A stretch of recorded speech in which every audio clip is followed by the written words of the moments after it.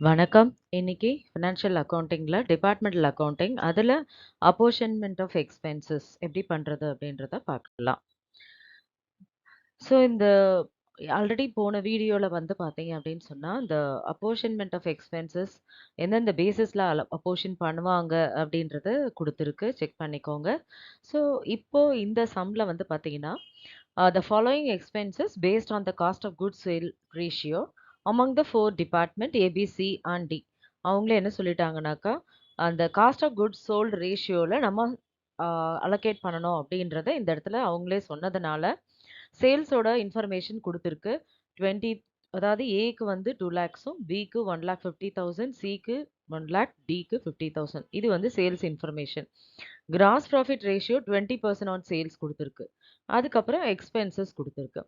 So யூசுவலா இப்ப நம்ம வந்து இந்த காஸ்ட் ஆஃப் குட்ஸ் சோல்ட் அப்படின்னு சொன்னாக்கா, அத நம்ம எப்படி சொல்லலாம்? சேல்ஸ் இன்ஃபர்மேஷன் இருக்கு. கிராஸ் ப்ராஃபிட் நம்ம கண்டுபிடிக்க முடியும். ஸோ சேல்ஸ்லேருந்து கிராஸ் ப்ராஃபிட்ட லெஸ் பண்ணோம்னா நம்மளுக்கு கிடைக்கக்கூடியது காஸ்ட் ஆஃப் குட்ஸ் சோல்ட். ஓகேவா?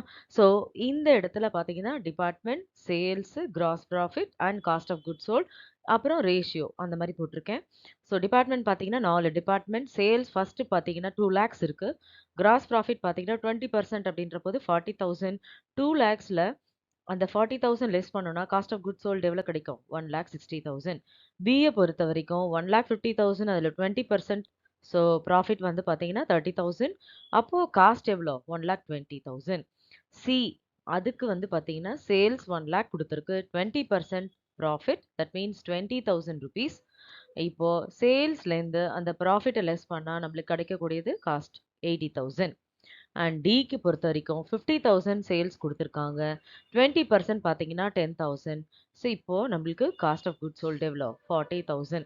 ஸோ இந்த 4த்துக்குமே பார்த்தீங்கன்னா, ரேஷியோ நம்ம போட்டோம்னா, அதாவது காமன் அந்த சிம்ப்ளிஃபை பண்ணும்போது, காமன் ஃபேக்டர் அப்படின்னு பார்க்கும்போது 4 4s are 16, 3 4s are 12, 2 4s are 8, 1 4s are 4. So 4:3:2:1 இதுதான் ratio.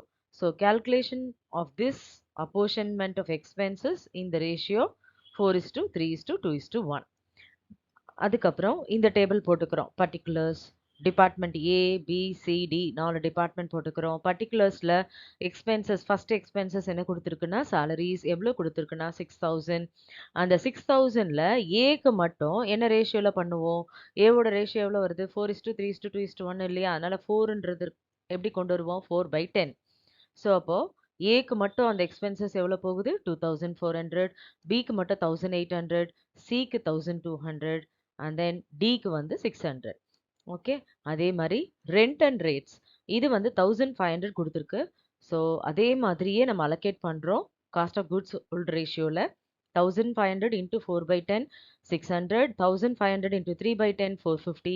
1,500 into 2/10 300. 1,500 into 1/10 150. That means 600 ஏக்கு, 450 பிக்கு, 300 வந்து சிக்கு, 150 டிக்கு.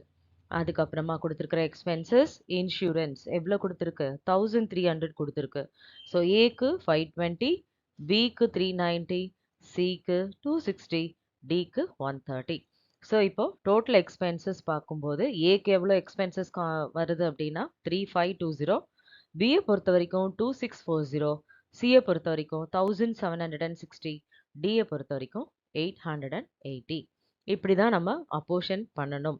இதுல ஸ்பெசிஃபிக்கா நம்மளுக்கு வந்து காஸ்ட் ஆஃப் குட்ஸ் சோல்ட் ரேஷியோல அப்போர்ஷன் பண்ணணும் அப்படின்னு சொன்னதுனால, நம்ம என்ன பண்ணிக்கலாம்? அந்த ரேஷியோல நம்ம பண்றோம். ஓகேவா? ஹோப் எல்லாருக்கும் இந்த வீடியோ அண்டர்ஸ்டாண்ட் ஆயிருக்கும் அப்படின்னு நினைக்கிறேன். வேற சில இம்பார்ட்டன்ட் டாபிக்ஸோட அப்கமிங் வீடியோல பார்க்கலாம். இந்த வீடியோ பிடிச்சதுன்னா லைக் பண்ணுங்க, ஷேர் பண்ணுங்க, சப்ஸ்கிரைப் பண்ணுங்க. Thank you.